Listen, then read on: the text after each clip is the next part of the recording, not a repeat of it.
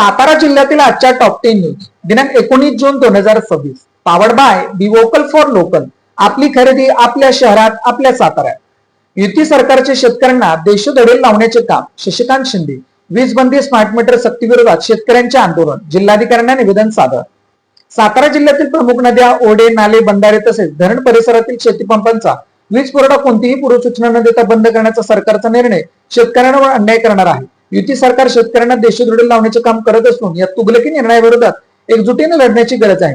शेतकऱ्यांच्या अन्यायाविरोधात राष्ट्रवादी काँग्रेस शरदचंद्र पक्ष पूर्ण ताकदीने उभा राहील आणि सरकारला हा निर्णय मागे घ्यायला भाग पाडेल असा इशारा पक्षाचे प्रदेशाध्यक्ष शशिकांत शिंदे यांनी दिला. शिंदे म्हणाले, राज्य सरकारचे शेतकरी वर्गाकडे मोठ्या प्रमाणात दुर्लक्ष झाले असून दिवसेंदिवस शेतकऱ्यांना वेठीस धरण्याचे काम सुरू आहे. शेती पंपांची वीज बंदी, स्मार्ट मीटरची सक्ती, कर्जमाफीसाठी घालण्यात आलेल्या जाचकाठी, खत पुरवठ्यातील अनागोंदी यामुळे शेतकरी हैराण झाला आहे. या सर्व प्रश्नांमुळे सरकारचा शेतकरी विरुद्ध चेहरा उघड झाला असून शेतकऱ्यांनी संघटितपणे आवाज उठवण्याची गरज असल्याचे त्यांनी सांगितले.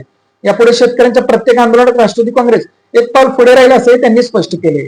जिल्हा परिषद झालाय उकिरडा, पदाधिकारी व प्रशासनाचे दुर्लक्ष.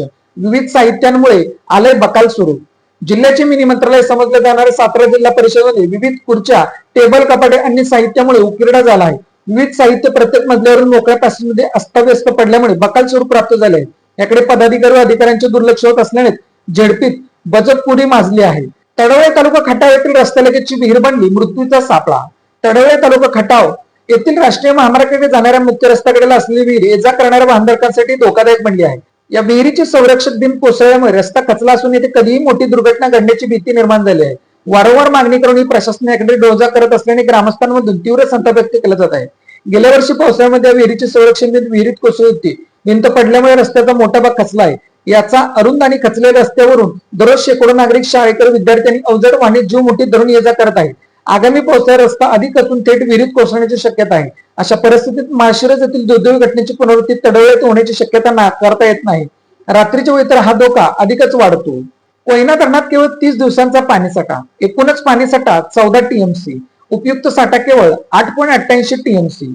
मुसळधार पावसाची आगार अशी ओळख असलेल्या कोयना पाणलोट क्षेत्रात यंदा जूनच्या मध्यावर गंभीर परिस्थिती निर्माण झाली आहे. तीव्र उन्हाळा आणि मान्सून लांबण्याने धरणात केवळ 30 दिवस पुरेल इतकाच पाणीसाठा शिल्लक राहिला आहे.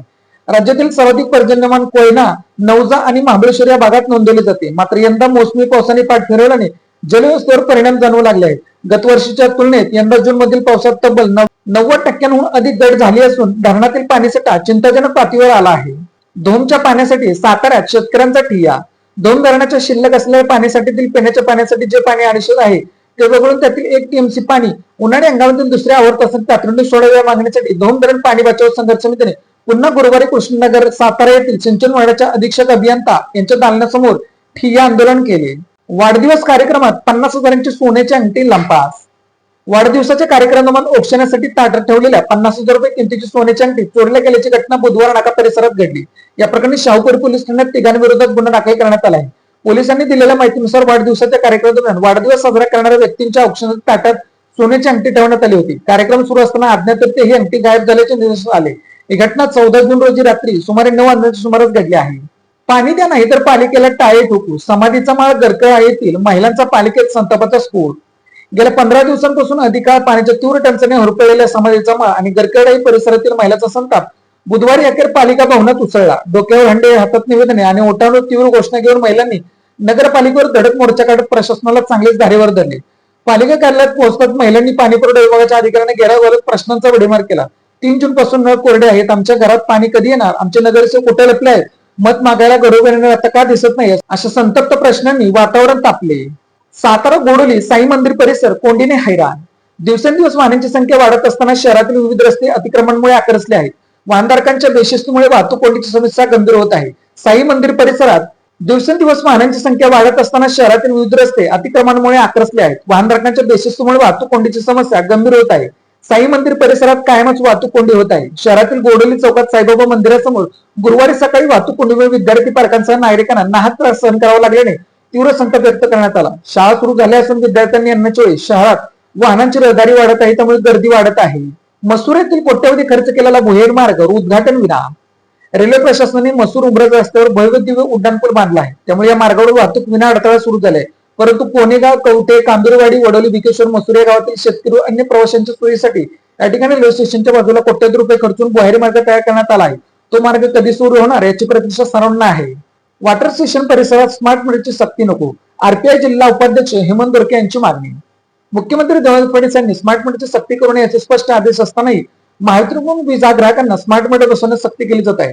गेल्या आठवड्यापासून अनेक ग्राहकांना व्हॉट्सअपद्वारे स्मार्ट मीटर बसवण्याचा संदेश प्राप्त होत असून त्यामुळे नागरिकांमध्ये संभ्रमाचे तसेच नाराजीचे वातावरण निर्माण झाले आहे. महावितरणने स्मार्ट मीटर सक्तीने बसवल्यास आम्हाला लोकशाही मार्गाने आंदोलन करायला लागेल असं स्पष्ट हेमंत गोरखे यांनी निवेदनाद्वारे महावितरणला दिला आहे. यावेळी माजी उपसरपंच सचिन जाधव, ज्ञानेश्वर बोडरे, संतोष लोंढे, सागर गोंडके, दत्ता जाधव आदी जण उपस्थित होते. Made in Satara bag.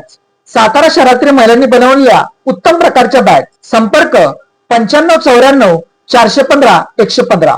Satara जिल्ह्यातील अशाच विश्लेषणात्मक बातम्यांसाठी जिल्हा सातारा या न्यूज चॅनलच्या सर्व सोशल मीडिया प्लॅटफॉर्मला फॉलो करा. व्हिडिओ लाईक करा, व्हिडिओ हाईप करा, व्हिडिओवर कमेंट करा आणि व्हिडिओ जास्तीत जास्त लोकांपर्यंत शेअर करा.